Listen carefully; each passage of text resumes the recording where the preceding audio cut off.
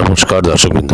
আসন্ন লোকসভা নির্বাচন 2024-এ ভোটকর্মী এবং অন্যান্য ভোটের কাজে নিযুক্ত ব্যক্তিদের ভোট দান সংক্রান্ত একটি গুরুত্বপূর্ণ আপডেট আমি আপনাদের সঙ্গে শেয়ার করছি।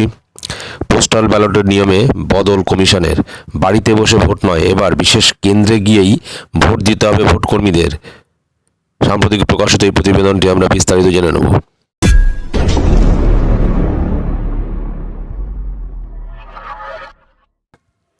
পোস্টাল ব্যালটের মাধ্যমে ভোটদান সংক্রান্ত নিয়ম পরিবর্তন করল নির্বাচন কমিশন। ভোটকর্মীরা আর বাড়িতে বসে এই পদ্ধতিতে ভোট দিতে পারবেন না। তাদের জন্য বিভিন্ন জায়গায় ফেসিলিটেশন সেন্টার তৈরি করা হবে। ভোটের দায়িত্বে থাকা কর্মী, গাড়ির চালক, খালাসি এবং পুলিশ কর্মীরা সেখানে ব্যালট পেপারে ভোট দিয়ে তা ব্যালট বাক্সে জমা দেবেন।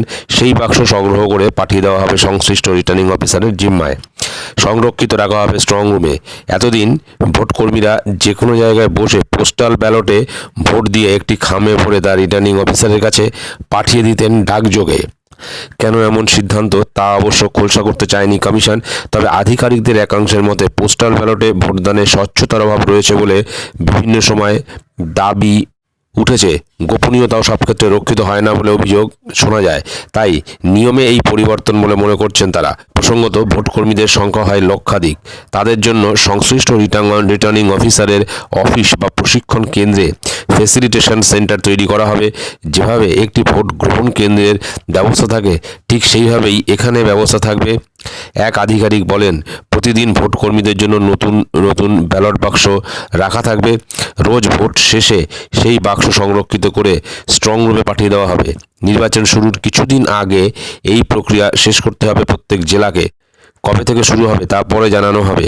এদিকে বিশেষভাবে সক্ষম এবং 80 বছরের বেশি বয়সের ভোটারদের বাড়িতেই ভোট গ্রহণের ব্যবস্থার সুবিধা অপরিবর্তিত থাকছে বলে জানা গিয়েছে।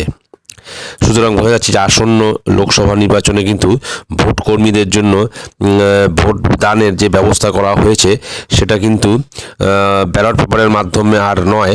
এবার ভোটকর্মীদের ভোটদানের ব্যবস্থা থাকছে ফেসিলিটেশন সেন্টারে, এবং সেখানে গিয়ে কিন্তু তারা ভোটদান করবেন এবং সেই ব্যালট বাক্স কিন্তু ভোটদানের শেষে সিল করে সেটি রিটার্নিং অফিসারের কাছে পাঠিয়ে দেওয়া হবে। তো সুতরাং বোঝা গেল যে এবার থেকে আর ভোটকর্মীদের বিশেষ করে ব্যালটে অর্থাৎ পোস্টাল ব্যালটে আর ভোট দিতে হচ্ছে না। তো এটাই ছিল গুরুত্বপূর্ণ আপডেট। ভিডিওটি ভালো লেগে থাকলে অবশ্যই চ্যানেলটি সাবস্ক্রাইব করে আমাদের পাশে থাকবেন। ধন্যবাদ।